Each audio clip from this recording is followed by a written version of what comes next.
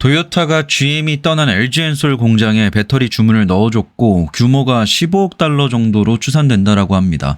사실 이 내용은 당연히 중요한 내용이긴 하지만 이 밖에도 중요한 내용들이 있습니다. 엔솔이 잠재적으로 받아야 될 돈들과 돌려받을 돈들이 남아있고 이게 올해 실적에 반영이 될 가능성이 있다라고 좀 보여집니다.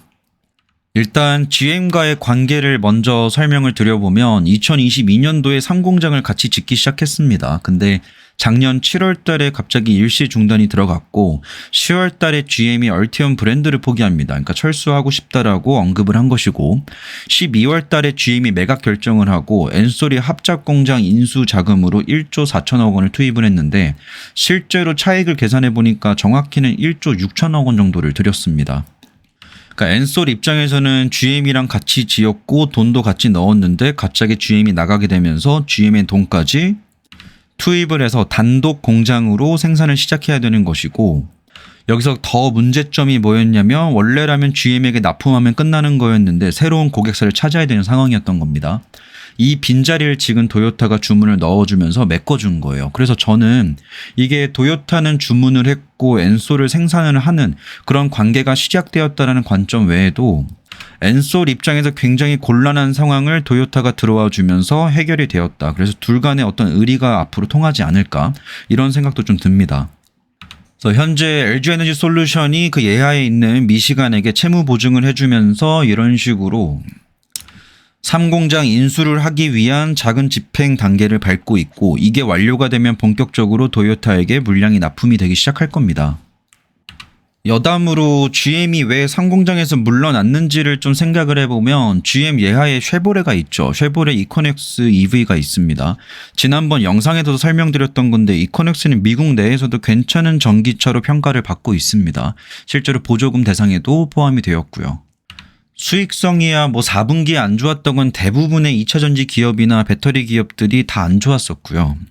나름대로 1분기, 2분기, 3분기는 괜찮게 선방을 했지만 4분기에 안 좋아졌기 때문에 이건 일시적인 영향으로 볼 수 있어서 저는 수익성 때문은 아니라고 생각을 하고 좀 부담스러워진 차입금 의존도 때문이 아닐까 생각이 듭니다. GM이 22년도부터 이 전기차 산업뿐만 아니라 자율주행 쪽에서 투자를 했었고 최근 기사에서도 자율주행 쪽에서 한 발 물러서는 모습을 보여주고 있는데 실제로 작년 12월 달에는 로보택시 사업에서 철수하겠다라고 밝힌 바도 있습니다. 그래서 지금 GM은 22년도부터 쭉 확장을 하다가 잠깐 좀 쉬었다 가자라는 느낌이 강합니다. 그래서 이번에도 상공장에서의 철수가 있었지만 전면적으로 철수하는 건 아니고 완급 조절을 하는 그런 과정에서 제3공장을 철수한 것이 아닌가라는 생각이 들고요. 여튼 뭐 GM에 대한 이야기는 해서 뭐합니까? 어차피 물러난 기업이고 앞으로 중요한 거는 엔솔이 토요타와의 관계에서 얼마 정도를 주문받을 수 있을 것이고 그 남는 물량을 가지고 미국 내에 있는 ESS 수요에 얼마나 납품을 할 수 있을 것인지 얼마나 매출을 만들어내고 수익성을 확보할 수 있을 것인지 이러한 것들에 집중을 좀 해봐야 된다라고 저는 생각이 들고요.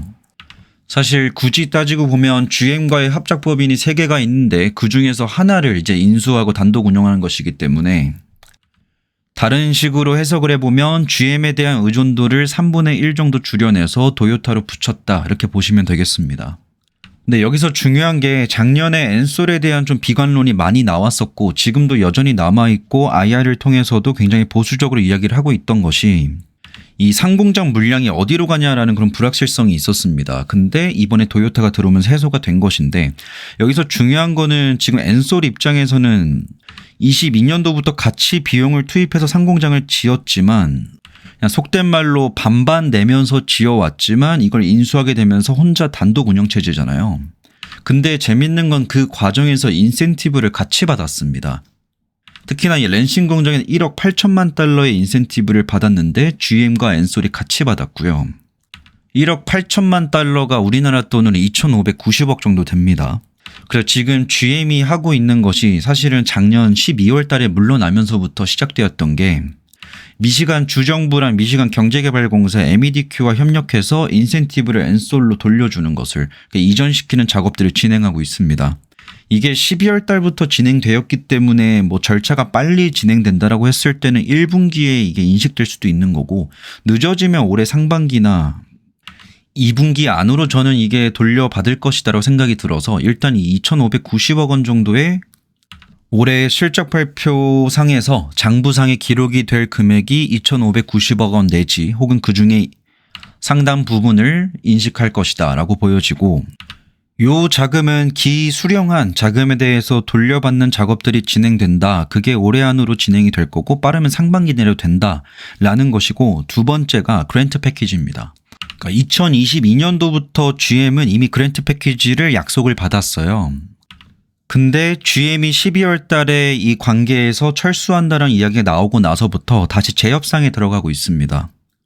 이 그랜트 패키지의 규모가 우리나라 돈으로 9,585억 원 정도 되거든요. 대략적으로 1조 원 규모가 되는 것인데, 이 그랜트 패키지의 전제 조건이 뭐냐면 2030년까지 9조 원 규모의 투자가 발생이 되고 4,000개의 신규 일자리를 만들어줬을 때 우리는 너네한테 9,585억 원 규모의 보조금을 주겠다라는 겁니다. 근데 금액의 규모를 보시면 알겠지만, 예를 들어서 GM과 엔솔이 미시간 지역에다가 구조를 투입을 하게 되면 투자를 해서 공장을 만들든 아니면 생산을 하든 뭐 부지를 매입하든 구조 투입하면 9,585억 원 돌려준다는 것은 10% 정도는 돌려주겠다라는 겁니다. 보조금 형태로.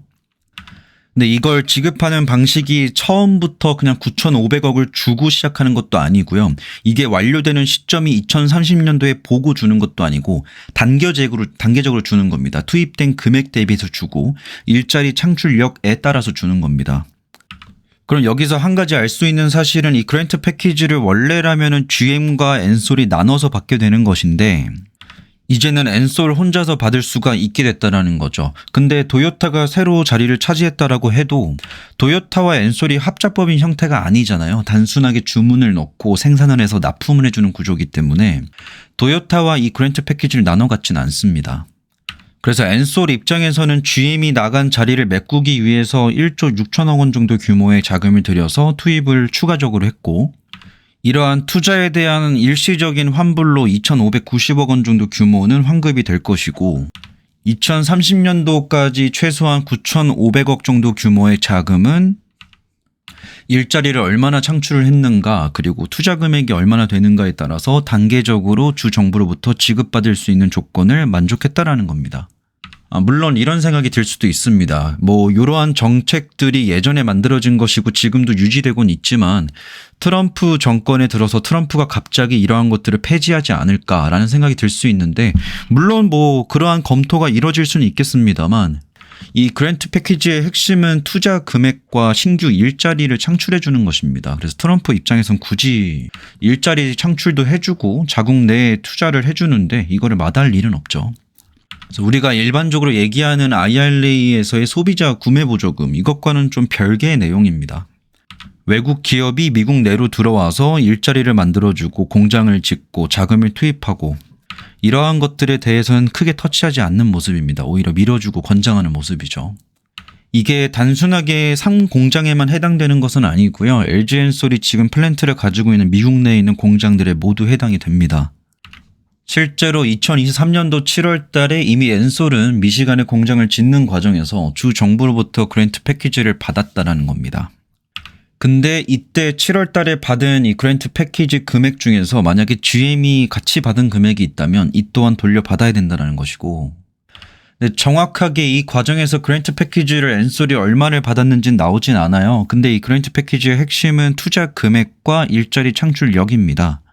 그러면 작년에 받은 것은 공장을 짓는 과정에서 받은 그랜트 패키지는 보조금인 거고, 엔솔이 GM이 갖고 있던 지분을 전액 다 인수하고 앞으로 생산 라인에 필요한 인력들을 고용하는 과정에서 일자리 창출을 추가로 해낸다면 추가적으로 이러한 보조금들을 받을 수가 있다는 겁니다. 참고로 이러한 보조금들은 AMPC 생산자 세액공제와는 별도로 따로 있는 보조금이고요. 저는 이러한 부분들도 잠재적으로 살펴볼 만한 부분들이라고 생각을 합니다.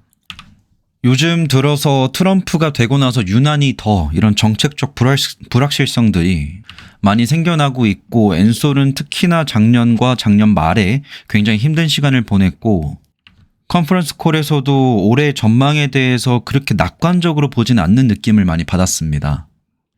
근데 작년 3분기와 4분기에 유난히 안 좋게 나왔었던 실적의 일부분은 이런 식으로 GM이 떠나는 그 과정에서 투입하게 될 막대한 비용은 들었으나 본격적인 생산은 시작하지 않은 단계였기 때문에 자금 회수가 안 되는 상황들, 그리고 GM이 갑작스럽게 나가게 되면서 새로운 고객사를 찾는 와중에 이번에 도요타가 들어온 것이기 때문에 그래도 부분적으로는 한시름 낫다라고 평가해도 될 것 같습니다. 일단 저는 올해도 여전히 트럼프가 여러 말들을 뱉어내겠지만 작년보다는 올해가 훨씬 더 낫지 않을까. 전반적인 2차전지 상황이라든지 전기차 시장 자체가 작년보다는 훨씬 더 개선되는 이런 분위기를 가져가지 않을까 하는 생각입니다.